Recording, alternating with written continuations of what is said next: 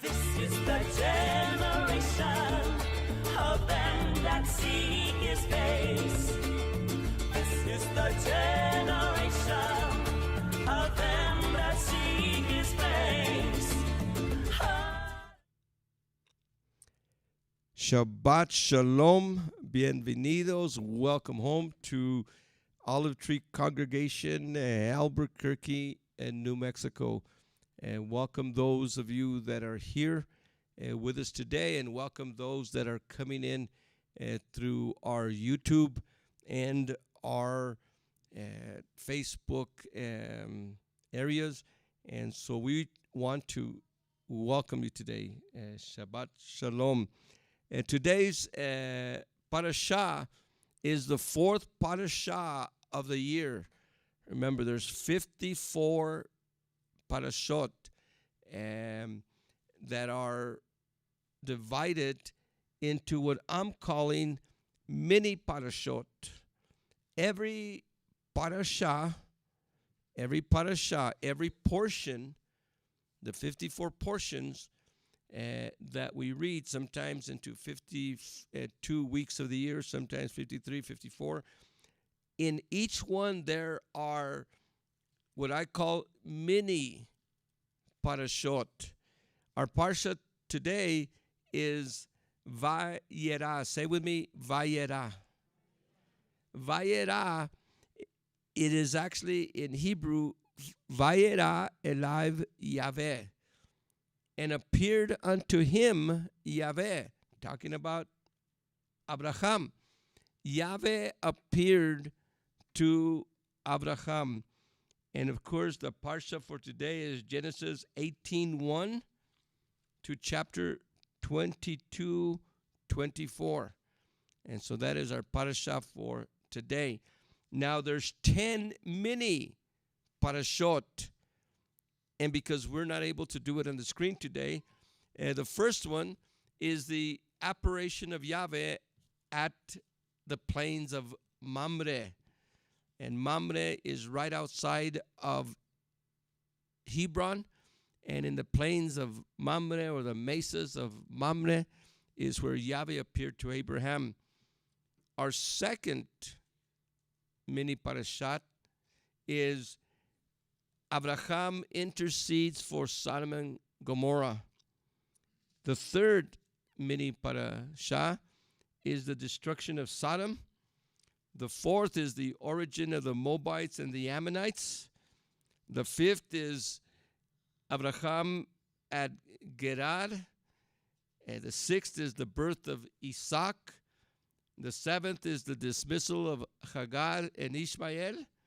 The eighth is Abraham and Avimelech at Beersheba. And the ninth is the sacrifice of Isaac. And the 10th is the descendants of Nahor. Those are 10 mini parashot in this parashah. Now, almost every parashah is divided into what is called 7 aliyot. An aliyot is to come and ascend. And what most congregations do is they get 7 men, a Cohen, a Levite, or 7 men that are 13 and over, to come and read from the parashah. And so the parashah is divided into 7 readings. There's 7 days of the week, and you could divide the 7 readings, the 7 aliyot, into 7 days. And if anybody wants a copy of that, Richard Chavez, Mr. T, has a copy of that. But I don't divide them into 7 aliyot. I divide them into what I call mini parashot. And I would encourage everyone, especially those of you that are training for ministry, that want to teach Torah, that you get every parashah, every portion, and subdivide it according to little mini teachings. And of course, in today's, it is, we have 10 of these. Of course, we're not going to be able to go through all of them, but we will go through most of them. Now, the next slide that I have is a slide of a map of the area where we're talking in. And again, one of my main things in having slides on the board is so that you could, in your mind, put yourself there. Because remember, part of studying Scripture is we're not studying just something far away. I want to bring that here to you so that you could get an understanding by maps and illustrations of these things. Let's go to chapter 18, verse 1. And here we read, Yahweh appeared to him at the plains of Mamre while he was sitting by the entrance of the tent during the hottest part of the day. And so what I have here in the chart is a tent, a Bedouin type tent. And you've probably seen them on movies and on TV, the tents. And the tents have an entrance, and this is the plains of Mamre. And the plains of Mamre are like a mesa. They are like over here on the West Mesa, we call it. And there's mesas, and some of them have shrubs. Some of them have, a lot of trees. In fact, here we have a lot of pinon trees. And in this plains, in Mamre, in Hebron, south of what is now Jerusalem, there he was in his tent by himself, and it was the hottest part of the day, which means it was after 12. He had already had his noon dinner. And Abraham, like all ancient people in Spain, people in Mexico, in the hot part of the day, what do? After you eat, you take a siesta. And so this was Abraham's siesta. And you know how you know how it is when you're taking a siesta. And after you eat, your stomach is digesting the food. And have you ever been with someone at work or at school in class, and it's afternoon, and the professor's giving a lecture, and what are you doing? It's like an automatic siesta. In fact, sometimes I see it here even on Sabbath morning. Sometimes I feel like having a little thing and throwing it over there and wake up, brother. But we've all had those times when we're falling asleep. Our bodies want to have this fiesta. In fact, the siesta, and even doctors say that every one of us should have an afternoon nap. Well, Abraham was having an afternoon nap, a siesta. And there he was falling asleep. And you know how it is when it's hot and you're falling asleep, and sometimes you wake up and then you fall asleep again. And it feels so good. But as he was doing that, we find here in verse 11, go with me to 18. In verse 2, he looked up and he saw 3 men standing near him. There was 3 men standing near him.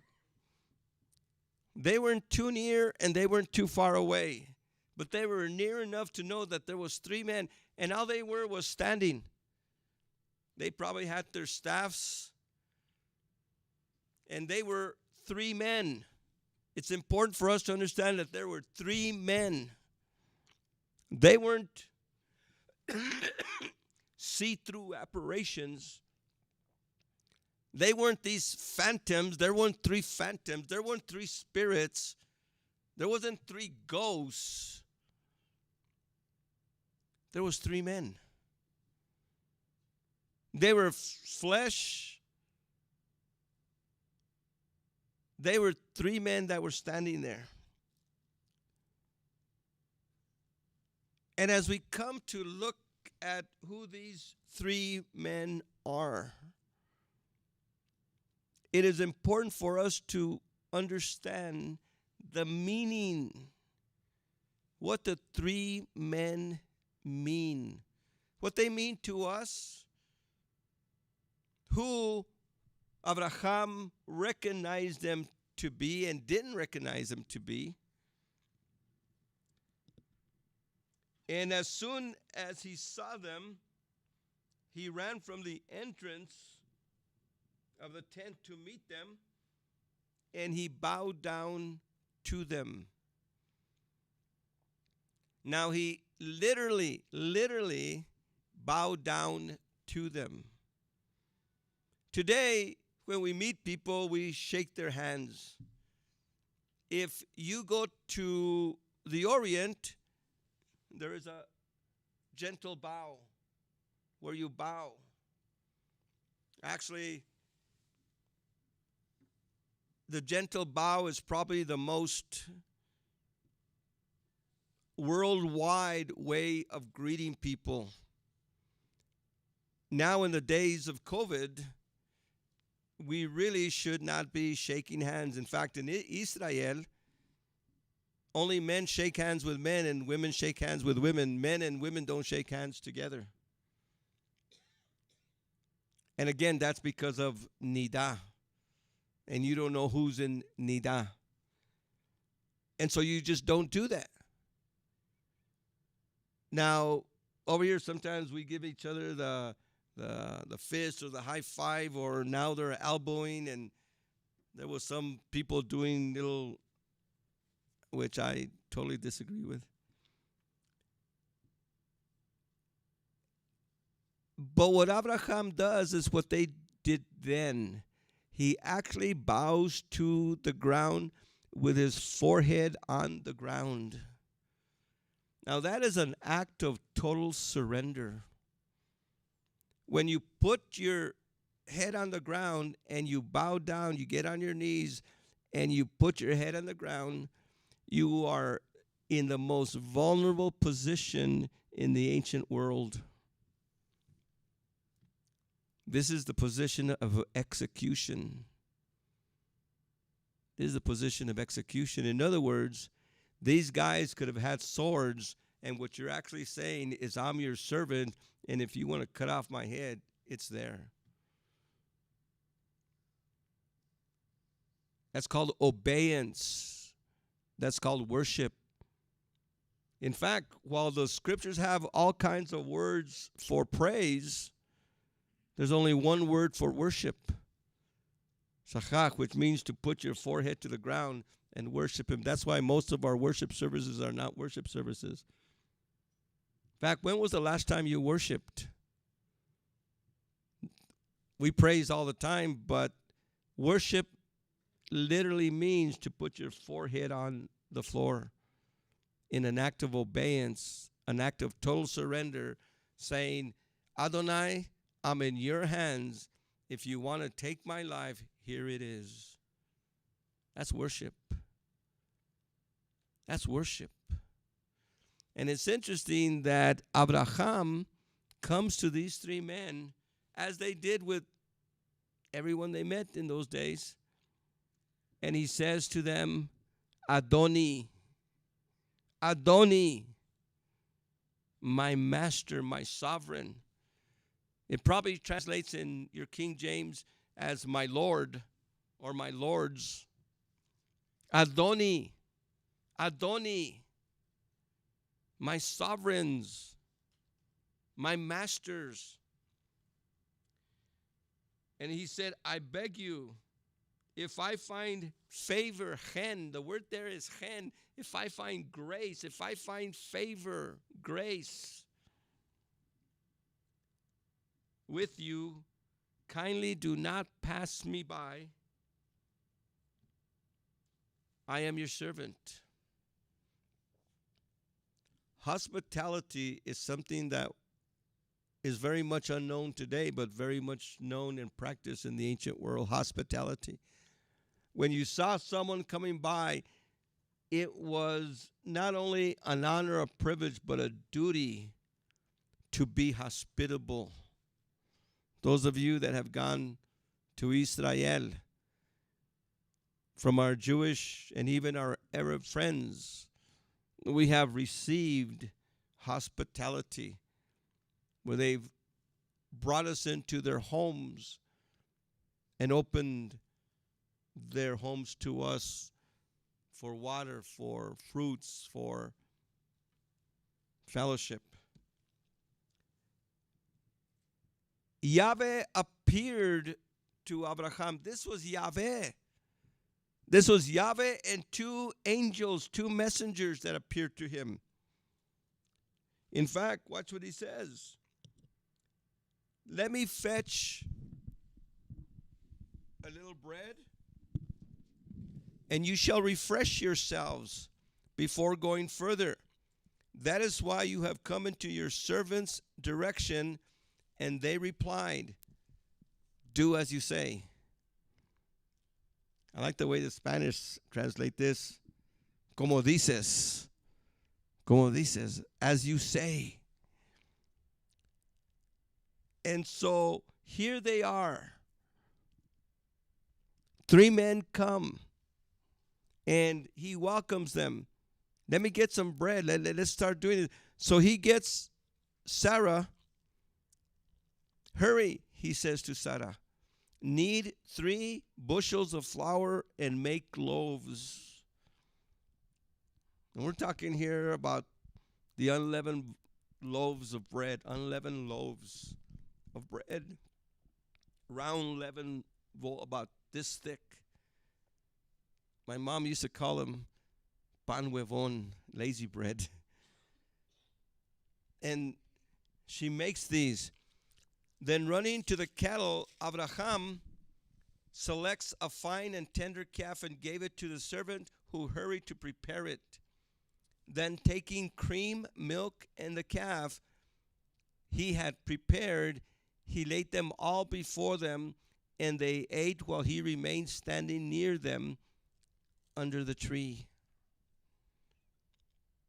And there was these little Tasmark trees in this plain of Mamre. And he fetches a calf, and they kill the calf, and he brings milk, probably goat's milk,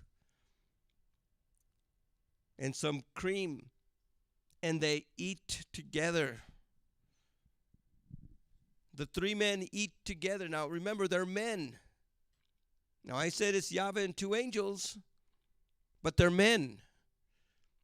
When Yahweh, and again, we're talking about Yahweh, appears as a man, he has all the faculties and all the appearances and all the structure of a human. And Yahweh appeared as a man. It wasn't an apparition. When it says he appeared, it doesn't mean that it was an apparition. It means that ahí estaba, there he was. And they drank the milk. And they ate the bread, and they ate the calf. Which means that they had teeth, they had a tongue, they had stomach.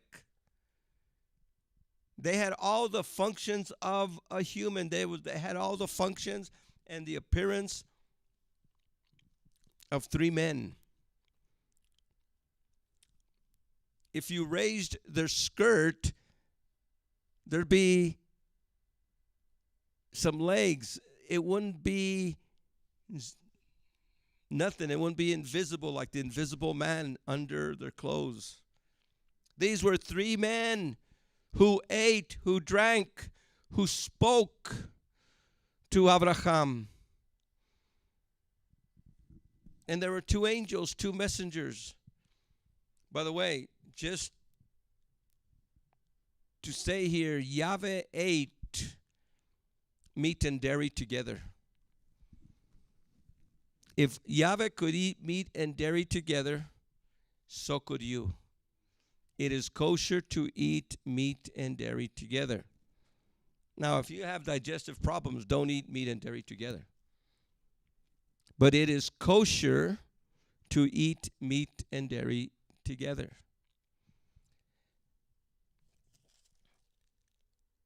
And he remained standing while they ate. And by the way, this is the position of a servant. Remember, today when we eat, the host eats with the people. In biblical times, the people ate and the host did not eat. Even today, if you go to a Middle Eastern home, they'll put food in front of you and they won't eat and you eat. By the way, that might be the last of their food. That might be the last of their food. And it's not for them, it's for you, because the mentality of the Orient, of the Middle East, of the Hebrew, is that your guest comes first before you. That's the mentality that we need to understand. Let this mind be in you, which also in Messiah Yeshua thought it not robbery to be equal with Elohim, but he humbled himself and he gave up. We need to learn to have the same mentality. Put the other person first. Philippians 2, 1 and following. Important verse. And so what happens here is that Adonai says to them, Yahweh says to them, I shall visit you next year without fail, and your wife will have a son.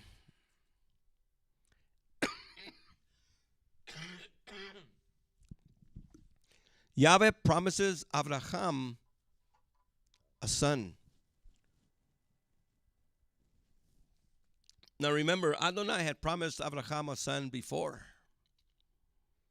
And Adonai didn't come through with it. Remember, Adonai had promised Abraham a son, and he did not deliver. Adonai gives us promises, and he doesn't deliver. He doesn't answer his promises in our time. In our time.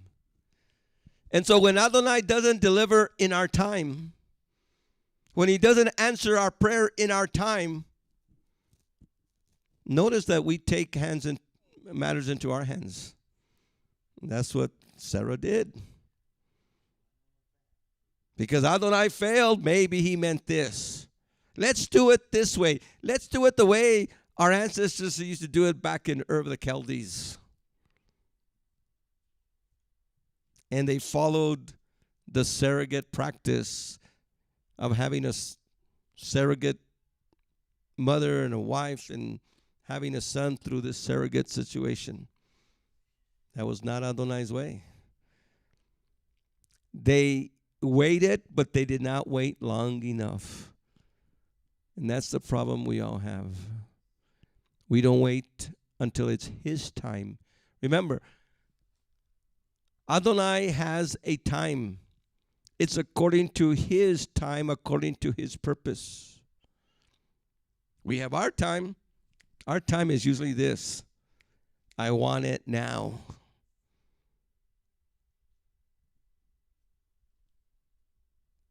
Like Baruch in the chocolate factory. I want it now. But it's not according to our time, it's according to Adonai's time. Now it's Adonai's time. They've already had a son. In fact, situations have occurred with that. All kinds of things started up that are still going on today because of that. The domino effect that Abraham, Sarah, and Hagar started are still going on today.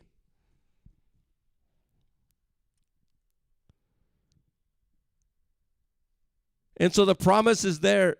And while Abraham was talking to Yahweh and the two angels, Sarah was there at the entrance of the door listening. And she was listening. She was listening. And as Yahweh said, I'm going to visit you next year and you're going to have a son through Sarah. And what does she do? She laughs. She laughs. What? In my old age and with this viejo that I have, we're going to have a son?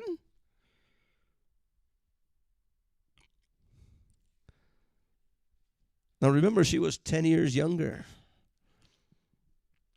And not only was she 10 years younger, but remember Pharaoh and Abimelech really saw her as a lovely lady.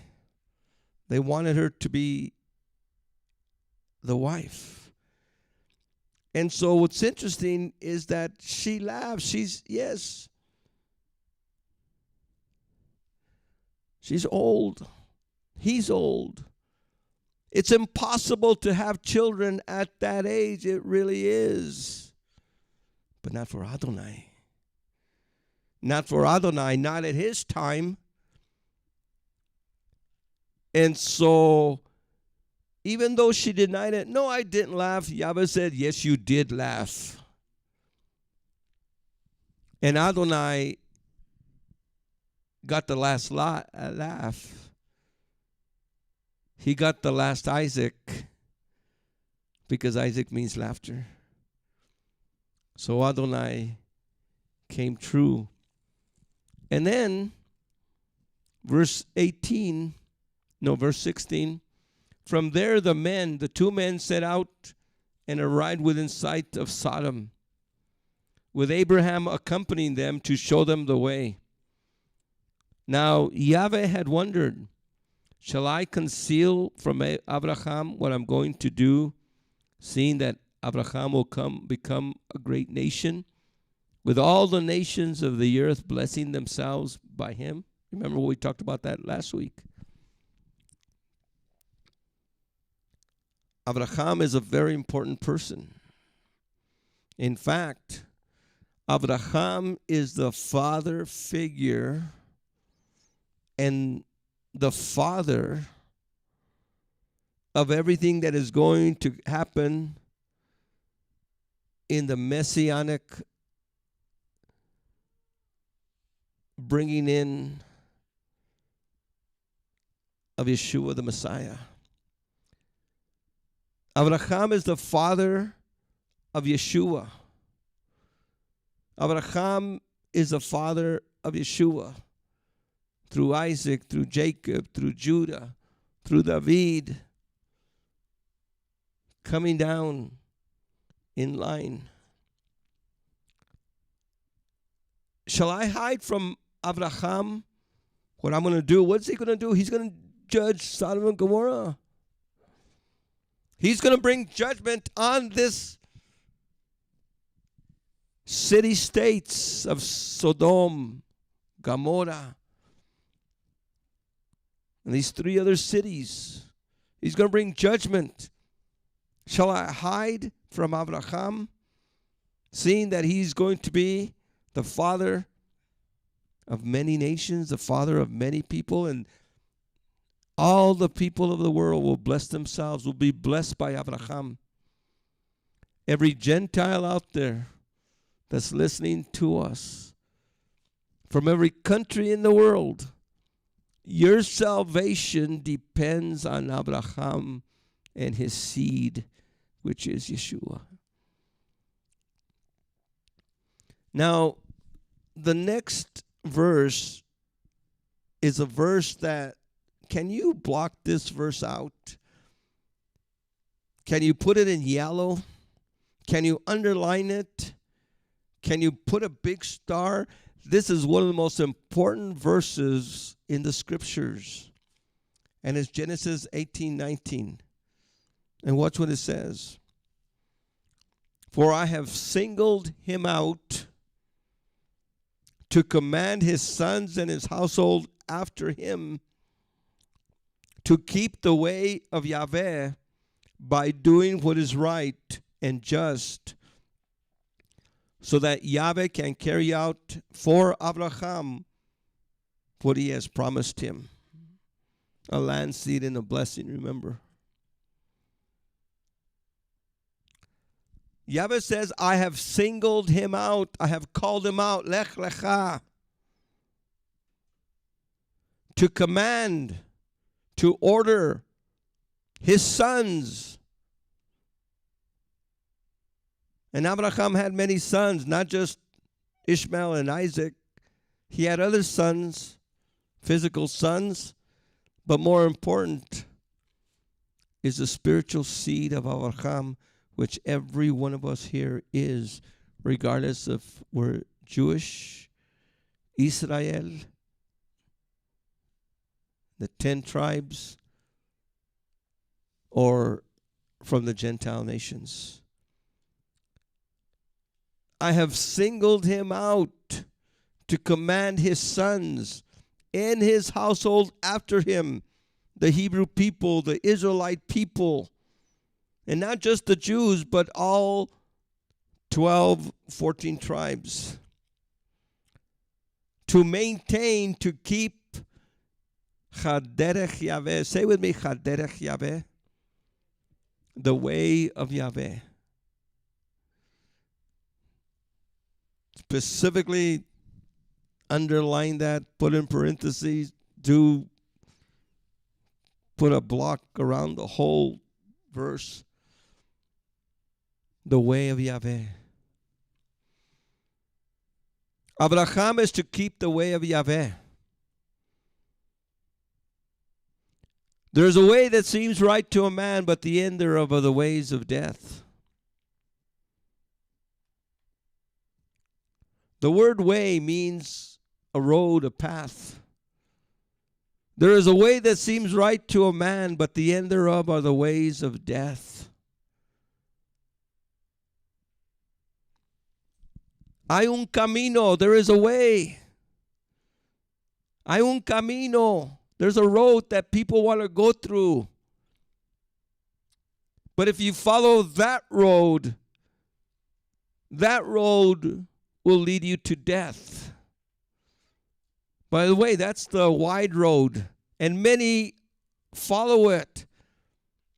But the way of Yahweh is a narrow road, and few thereof that follow it. And by the way, to know Torah is to know the way of Yahweh. It is Torah that gives us the way of Yahweh.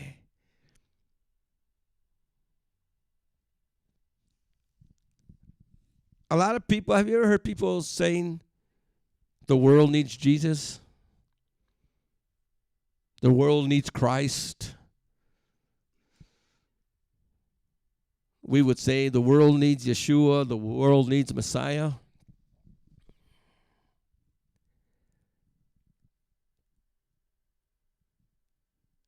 Albuquerque needs Jesus. New Mexico needs Jesus. New Mexico needs Christ. Not really. Why? Because New Mexico has Christ. New Mexico has Jesus. Go to almost every person there. Ask them, do you believe in Jesus? Oh, yes, I do. Do you believe in God? Oh, I believe in God. You know what people who believe in Jesus need? They need Torah. We have Yeshua. We have Messiah. In fact, those people that call themselves born-again Christians, they have Messiah. They're born again.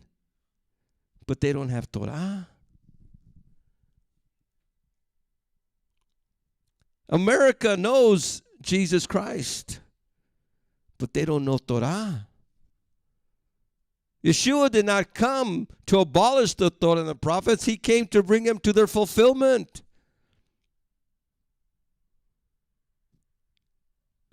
We need Torah. Abraham had Torah. Torah is the way of Yahweh. Torah is righteousness, right living, uprightness. Now look at this. Look what's really going on here. Down the road, Hebron, the plains of Mamre are up in the southern hills of Judah. To the east, it goes down towards Masada to the Dead Sea. And there in the Dead Sea, the North Dead Sea and the South Dead Sea, are the plains of Sodom and Gomorrah. And Sodom and Gomorrah are on the north side of the Dead Sea. And from the mountains up there, Abraham takes Yahweh as the two angels go down to Sodom and Gomorrah, towards Jericho and across the Jordan into Sodom and Gomorrah. And there is a road to Sodom and Gomorrah. And the destination of that road is death. Sodom and Gomorrah is a city that's going to be judged. Now think of this. In the Torah, it says, a man shall not lie with another man. That's an abomination in Torah, in Exodus, Leviticus, Deuteronomy. In Romans chapter 1,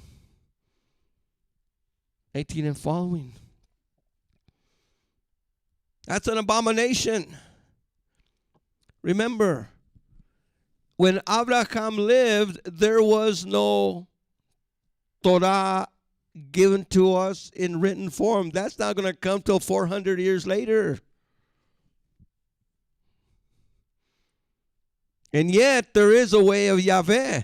I've commanded him to follow the way of Yahweh. The way of Yahweh is opposite of the way of Sodom and Gomorrah. The way of Sodom and Gomorrah is the way of death. And Adonai is going to bring judgment on Sodom and Gomorrah. And he's going to judge them because they're not following Torah. That means that you cannot judge anyone unless they know. Can you imagine someone eating an apple and a cop comes and says, I'm going to have to take you to jail and we're going to put you in a firing squad for eating the apple? Well, I didn't know eating an apple was wrong. Can you imagine the men of Sodom and Gomorrah? Well, we didn't know that was wrong. Who said that was wrong? At some point in time, someone must have told them it was wrong between Adam and Abraham, because now Adonai is going to come and judge them because they were doing something wrong. The sin of Sodom and Gomorrah, the immorality of Sodom and Gomorrah is sin. The immorality, the homosexual immorality of Sodom and Gomorrah is sin. It's an abomination under the eyes of Yahweh. And he's going to tell Abraham, I'm going to judge and destroy Sodom and Gomorrah because of their unrighteousness. But I have singled Abraham out. I have called him out. Lech lecha, remember. I have called him out to command him and his kids to be a new domino effect of maintaining the way of Yahweh. There's this domino effect of Sodom and Gomorrah and sin and immorality and rebellion in the world. And every one of us was part of that. But now we've been transferred into righteousness by the blood of the Lamb. I've commanded him to maintain the way of Yahweh by upright living. That means that we have two men here. We have Abraham and his descendants. Remember, I have commanded him and his sons. At this point, he only had one son, Ishmael. He had a son by promise, laughter, Isaac. And he's going to be the father of many nations, prophetically, which every one of us is a part today. To keep the way of Yahweh by doing what is just. They're doing down the road, they're doing on the other side of the Dead Sea, on the other side of the Jordan, they're doing what is unrighteous, unjust, an abomination to Adonai.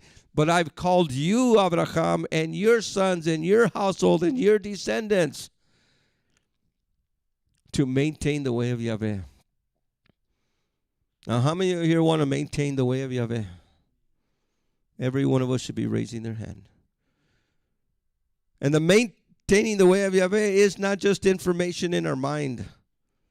It's actually walking what Adonai says. Sacrificing.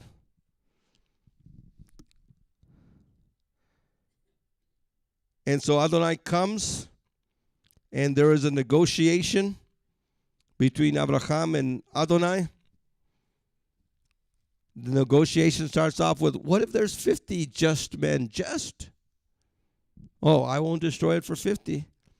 What if there's 45? No. What if there's 30? No, for 30 I will not destroy it.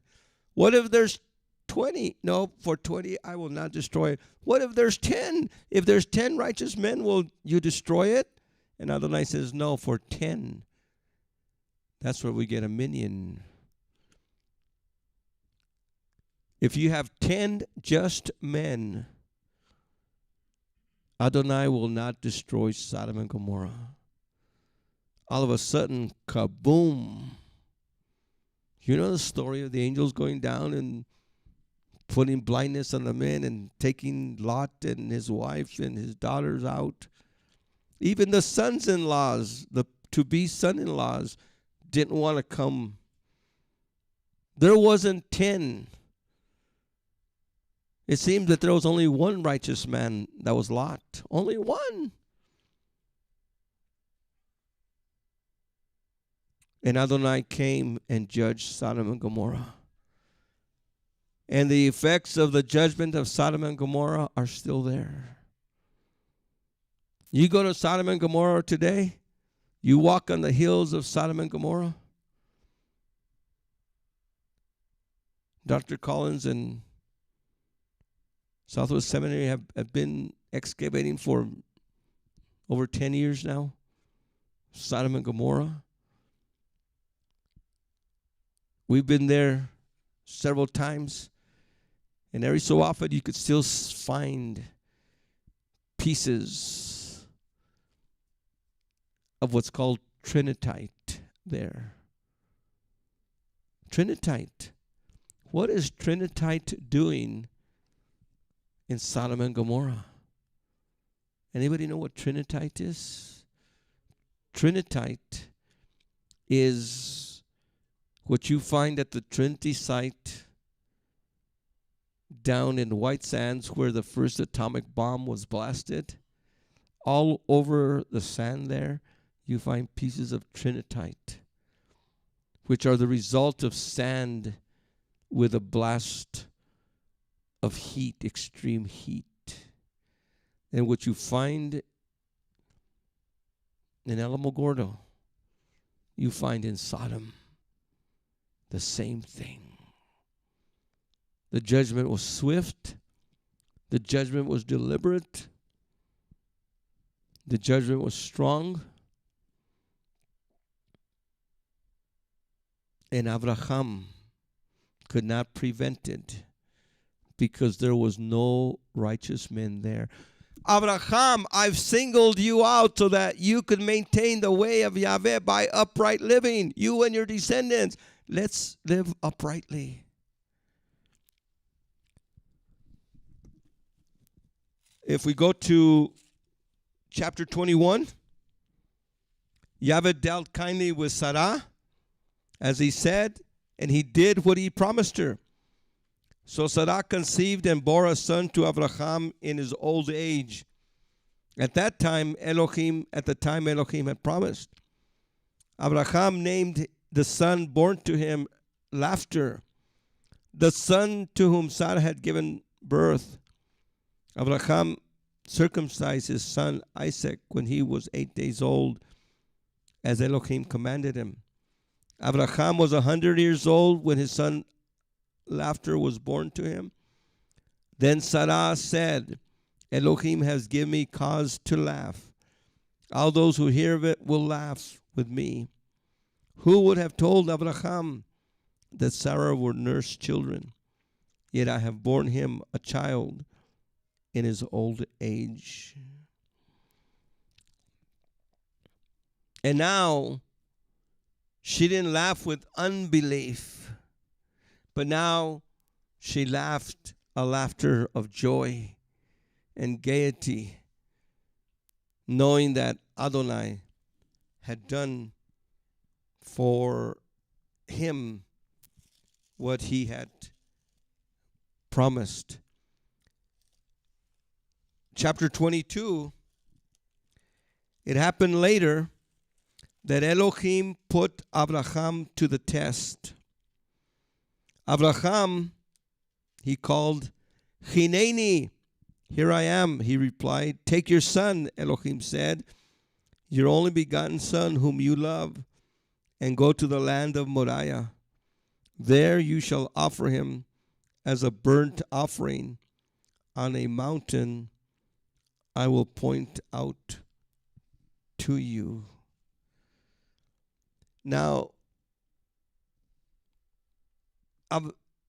Isaac was already old at this time. He wasn't a baby. He wasn't a toddler. He wasn't even a teenager. He was already a young man. And it's important that we know that he was a young man. He was already talking. He could already deduce things. He knew what was going on. And Adonai says, take your only begotten son and sacrifice him as a burnt offering. In other words, kill him, put a fire under him, and completely burn him to a crisp.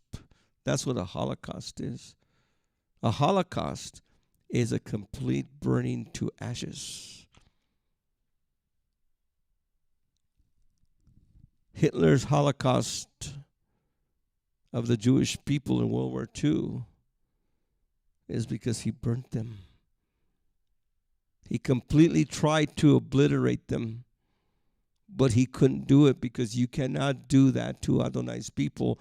He will always resurrect them anyway.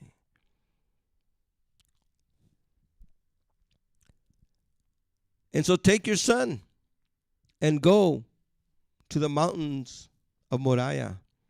Rising early next morning, Abraham saddled his donkey and took with him 2 of his servants and his son Isaac. He chopped wood for the burnt offering and started on his journey to the place Elohim had pointed out to him. On the 3rd day, Abraham looked up and saw the place in the distance. Then Abraham said to his servant, stay here with the donkey. The boy and I will go over there. We will worship and we will come back to you. Look at that faith. Adonai has just told him, I want you to sacrifice your only begotten son.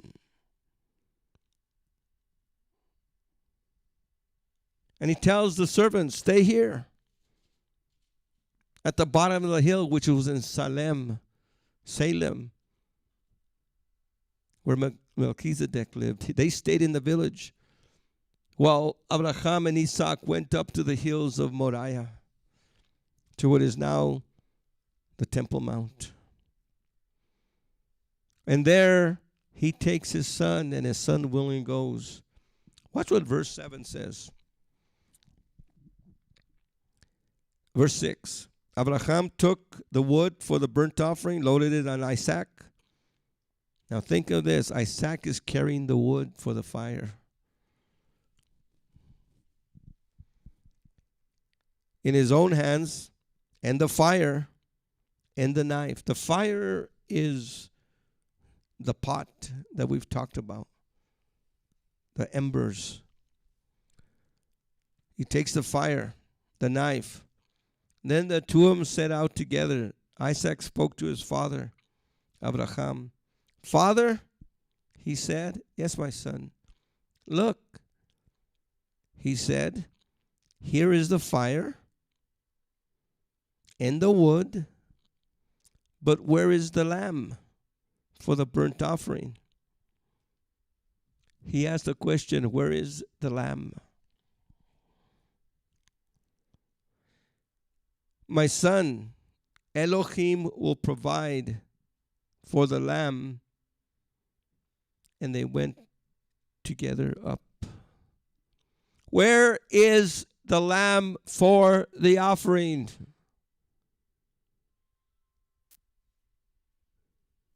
And Abraham said, Elohim will provide the lamb. Elohim will provide. Yahweh Yireh, Yahweh provides. Yahweh Yireh, not Jehovah Jireh. Yahweh Yireh, Yahweh provides. Yahweh will provide a lamb. Remember, he says a lamb. Yahweh will provide the lamb. So they go up. They arrived at the place. Elohim pointed out to him. Abraham built an altar there, arranged the wood. Then he bound his son Isaac, Akedah. Here's where we get the word, the Akedah. The binding. He binds him. Now remember, Isaac is old already. He's not a baby. He's not a toddler. Isaac could have probably gotten the best of Abraham, the old man. The young teenager, the young adult, 21 or so years of age, could have taken the best of Abraham.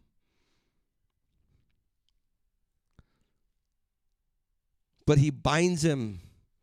In other words, Isaac allowed himself to be bound. Allowed himself to be bound. Remember this verse. Abraham so loved Elohim that he gave his only begotten son. You ever hear that verse before? Abraham so loved Elohim that he gave his only begotten son.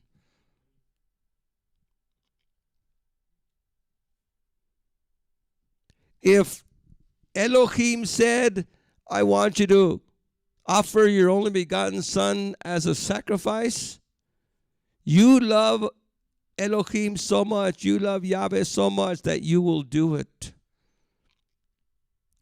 You see, when we love Yahweh with everything, nothing else matters. Nothing else matters. Everything is below that.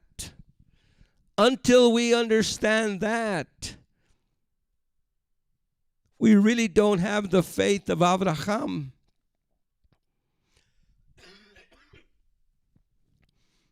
It says, Yahweh put Abraham to the test.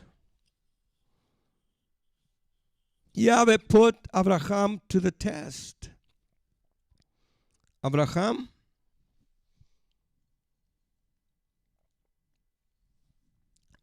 take your only begotten son, only begotten son. Isaac wasn't Abraham's only begotten son. He had a son before, remember, Ishmael. But Ishmael was not the son of the promise. He only had one only begotten son of the promise and in covenant relationship with Sarah. That is Adonai's way.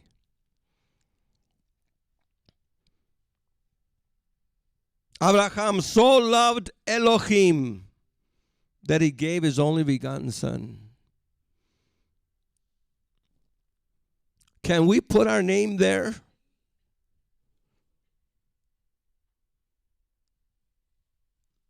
So-and-so so loved Elohim that he gave blank. Whatever our treasure is, whatever our treasure on this earth is, whatever the biggest love, what is the biggest love that we have here on this earth? Definitely our families, our husbands, our wives, our children, our parents, our brothers, our sisters. Not the gold we have, not the stocks and bonds, not the cars, the houses.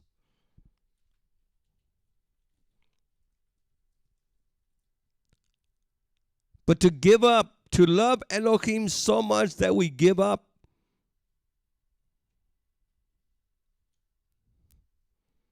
Sometimes we even have to separate, according to Yeshua, from our wives and families and sons and daughters for the sake of the kingdom. Abraham so loved Elohim that he gave his only begotten son. And this is why Elohim so loved the world that he gave his only begotten son. As Abraham loved Elohim with everything he had, and he did what Elohim said, now Elohim loves the world. And Adonai sacrificed his only begotten son so the world might be saved. It was hard for Abraham. I'm sure it was hard for Adonai. But in both there is a caveat. In both there is something that we need to understand. Abraham was a man of faith. He wasn't just a man of obedience and obeyed Adonai, and he got the knife, and there was his son on the altar, and as he was ready to sacrifice his son and burn him completely to a crisp, to ashes, Yahweh came and stopped him. Yahweh came and stopped him and said, now I know you obey me. Now, Abraham knew that already. In fact, that's why he tells the servants, you guys stay here. Me and him will go worship, and then we're going to come back to you.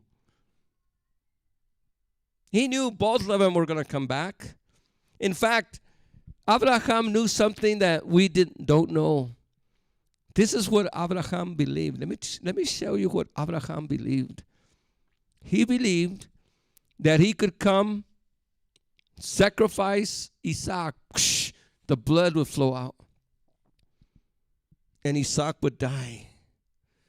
He'd light the fire, and the fire would burn him to a crisp. Ashes would be there. This is what Abraham believed, that from those ashes, Isaac would be raised from the dead. that Adonai would raise him from the dead. Now, let me tell you, that's faith. Could you believe that? Could you believe Adonai saying, sacrifice it all? But you knowing that you're going to sacrifice it all and it's going to come right back. In fact, let's go to the book of Hebrews, chapter 11, verse 17. Book of Hebrews, chapter 11, verse 17.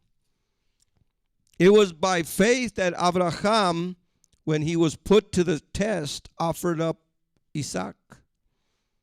He offered to sacrifice his only begotten son, even though he had received the word that had been promised.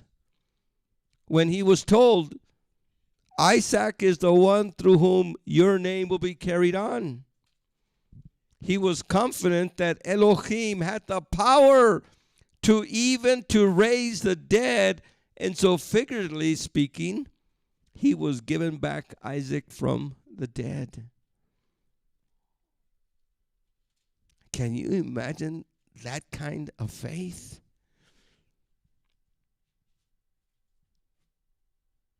Adonai told Abraham, you are going to have a son through your son. You're going to have seed through your son. Well, Isaac was just a teenager, a young man, 21, 22. He wasn't married yet. He didn't have a wife. So how could he have physical seed through Isaac if I'm going to sacrifice Isaac? Abraham understood Yahweh more than we do.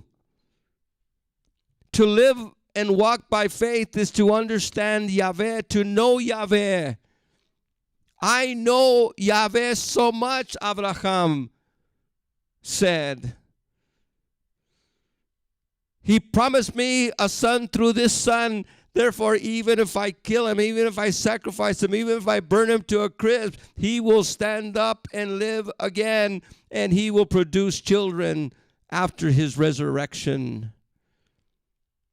And that's exactly what happened. In a sense, he did sacrifice his son. In a sense, figuratively, it says, Isaac died there. He was burnt to a crisp there. He was dust and ashes there. And Adonai raised him from that altar, and the two of them came down the mountain, as Abraham said. Now that's faith. That's why he's called the man of faith, the father of faith. We learn faith from Abraham. If you want to learn faith, go to Abraham. And he put his faith in Elohim, and Elohim counted that as righteousness. That's why I don't believe in works righteous salvation. There is no such thing as works righteousness for our salvation.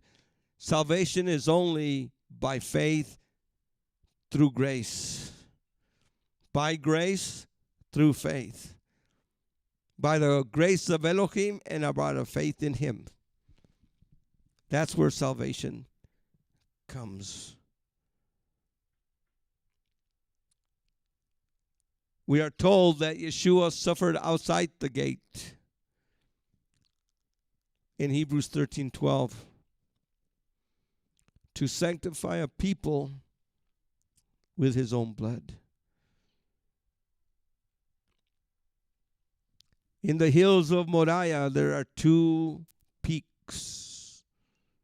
One inside the gates of the city, which is the Temple Mount, and the other peak to the west, outside the gates, outside the camp in the time of Yeshua, is a hill called Golgotha, Calvary,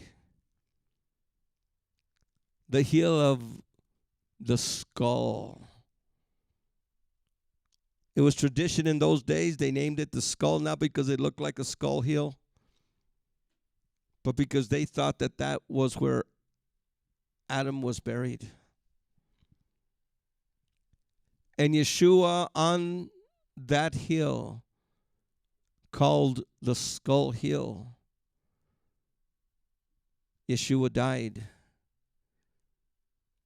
Now, what's interesting is Isaac asked the question, where's the lamb? Abraham answers, Yahweh will provide the lamb.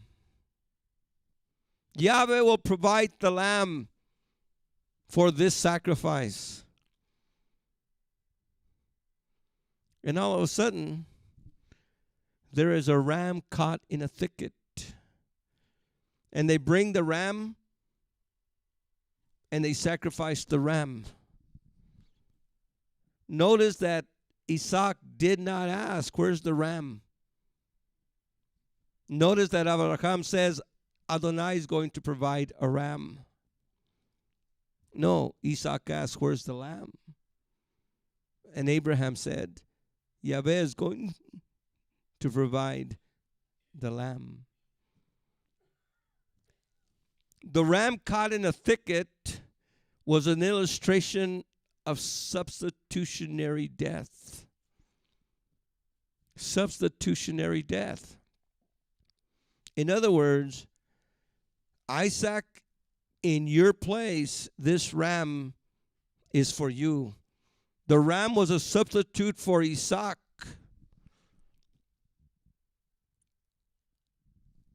A vicarious sacrifice is a substitutionary sacrifice. That's what we see from the time of Adam and Eve. The first sacrifice was a vicarious substitutionary sacrifice. The soul that sins, it shall die. If you eat of that fruit, you will die. But yet, a lamb died. An animal died so that Adam and Eve could be covered with guilt and shame. The lamb of Passover that we're going to see dies in place of the firstborn. And when Yochanan HaKohen, John the priest, the Baptist, sees Yeshua coming, says, behold the Lamb who takes away the sin of the world. Yeshua was not the ram of substitution. He was the Lamb of substitution.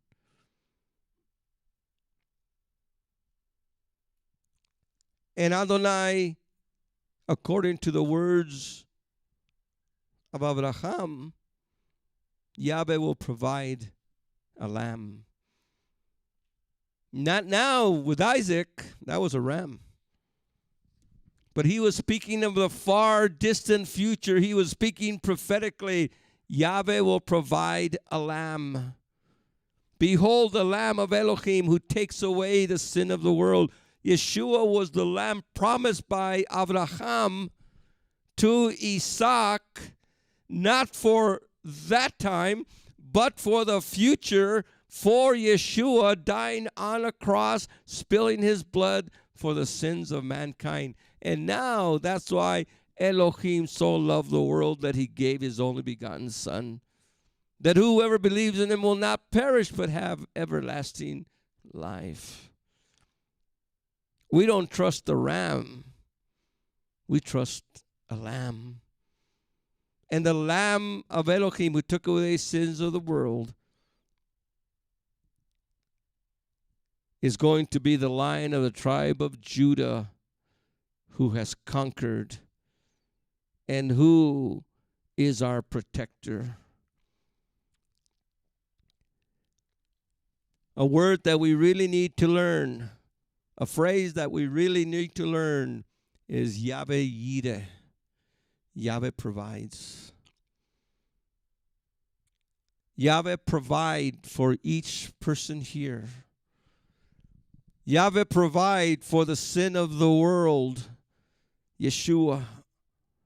That even today, Father, the lost might look upon the substitute lamb, Yeshua, We can't pay for our own sin. Our sin has been paid for at the cross. At the cross. Our sin has been paid for. It's a done deal. Tetelestai. It is finished. And I thank you, Father, for what you're going to do. Let us go ahead and stand. Yevarechecha Yahweh vayishmerecha. Ayir Yahweh panav elecha vichunecha. Asa Yahweh panav elecha vayasem lecha. Shalom. May Yahweh bless you and keep you. May Yahweh make his face shine upon you, be gracious unto you. May Yahweh lift up the light of his countenance upon you and give you his peace. Shalom, shalom. You may take your seats. Shalom, shalom. Welcome to Olive Tree Fellowship and Torah Unleashed Ministries. Thank you for joining us on our channel. If you have enjoyed this teaching and would like to see more, please like and subscribe to our YouTube channel. Don't forget to click the notification bell so that you can be notified when we have new videos. If you would like to support Olive Tree Fellowship and Torah Unleashed Ministries, please visit us at olivetreefellowship.com or TorahUnleashed.org. We thank you for your past support and hope to continue with you. Shalom, shalom. Have a good day.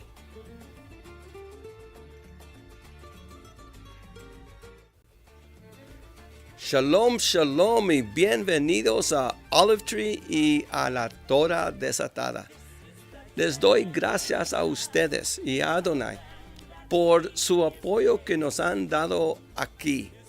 Y si quieren continuar a hacer una donación, pueden ir aquí en TorahUnleashed.org o en olivetreefellowship.com y ahí pueden dar una donación.